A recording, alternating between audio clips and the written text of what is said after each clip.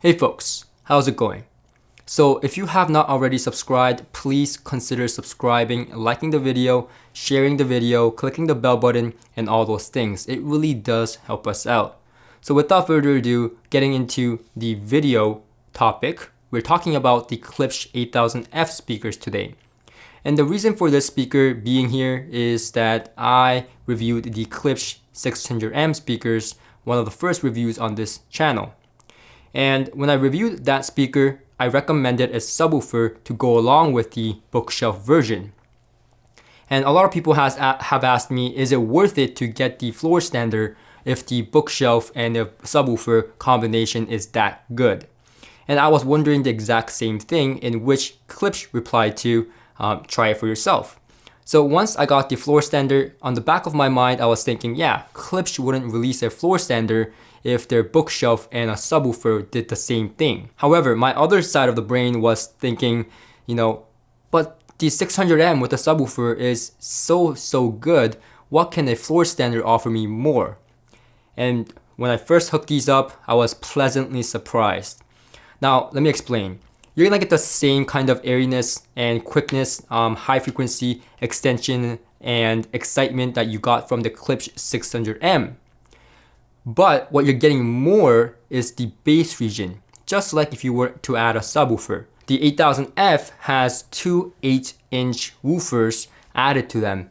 And these two 8-inch woofers are actually damn phenomenal. Not to mention the fact that they employ a larger cabinet. In general, that means that more bass, more impact. But not only are you getting a more full bottom end, you're gonna get a more full mid bass as well. A quicker, clean mid bass that was unheard of on the Klipsch 600M. So this speaker, yes, it is a phenomenal upgrade from the 600M. And it is something that you can't achieve with a 600M plus a subwoofer. Because not only are you getting a full bottom end, you're getting that mid bass that was non-existent on the Klipsch 600M. It is such a quick bass on these speakers, so punchy, yet so clean. I wouldn't call these speakers warm. I wouldn't call these speakers cold. I would call these speakers exciting with a very clean bass. So if you're someone who really likes clarity, then these speakers are for you. And out of all the speakers that were here, I preferred the Klipsch 8000F when it came to watching movies or wanting to hear something very clean. The bass, the high frequency, the mid-range, everything is so damn clean. Now getting into the soundstage, you're gonna get a very even dispersion and even wider soundstage than you did on the Klipsch 600M. Perhaps because these are on a higher kind of taller seating, as you can see here. Or maybe it's just, the frequency being more full spectrum is helping with the high frequency as well. But you're gonna get, nevertheless, a bigger soundstage and a wider dispersion, even dispersion in my opinion. And from my ears, that's what I heard. Now, what you're not gonna get is as of a good imaging on the 600M. The 600M didn't image that well either because it's a horn design, but it did image better than these speakers. These speakers don't image all that well. However, it is very clear and crisp, and it does seem like when I have the projector screen down, it's coming from one point source, so it doesn't bother me that much. But if you're someone who is like an image freak and has to have that sweet spot right down in the middle, then these speakers are not going to be for you. But if you have a lot of people over, if you just don't mind the imaging, then by all means, these speakers will do you just fine. In fact, half the time I'm a bit of an image freak myself, and I didn't care for it because it was so crisp and clear, and it didn't seem like it was coming from everywhere. It was coming from one point source. So in that way, you get kind of like a large imaging in a way, but I wouldn't call that. It was more of a soundstage than imaging at this point. They obviously employ that backport design. That is also Tactric's kind of backport design that I showed you on the Klipsch 600M.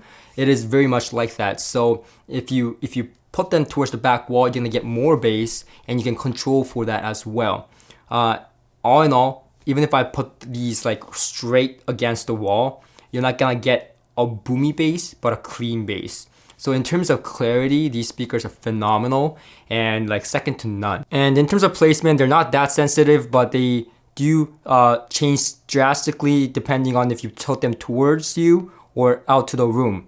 So if you have them out to the room, I found that they were less likely to be bright and less fatiguing.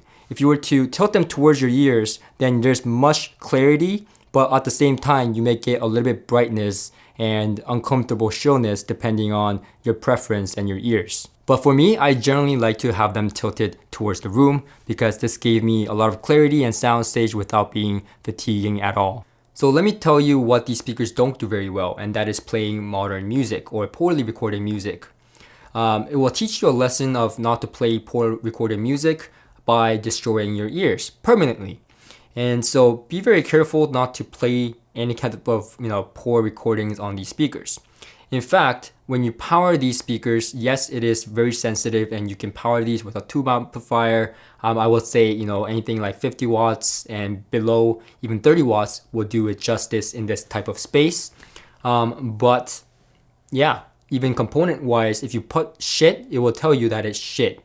In fact, I had the Shinai, which is a $20,000 integrated amplifier here hooked up to it, and it was just singing. It was just sounding absolutely fabulous. So the whole point being that if you pair these up with something high quality, then it's gonna sound really, really good.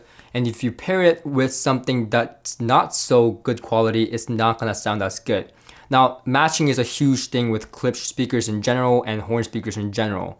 So if you pair these up with something that has been reviewed many times for being, extra clear, extra shrill, extra bright on the top end, extremely revealing, then these are not the terms you're looking for when you're pairing it with these speakers. What you're looking for is warm, romantic, good with horn speakers. Maybe those words are better suited for pairing it up with speakers like this. So do your research when you pair these speakers up with an amplifier. You really need to pair it up with the right components and play the right type of music or enjoy a lot of movies, because that's always well recorded, right? I mean, unless you pirate them or something like that, it should generally sound very good. So that's it from me. Thank you very much for watching, guys, and I'll see you guys in the next one.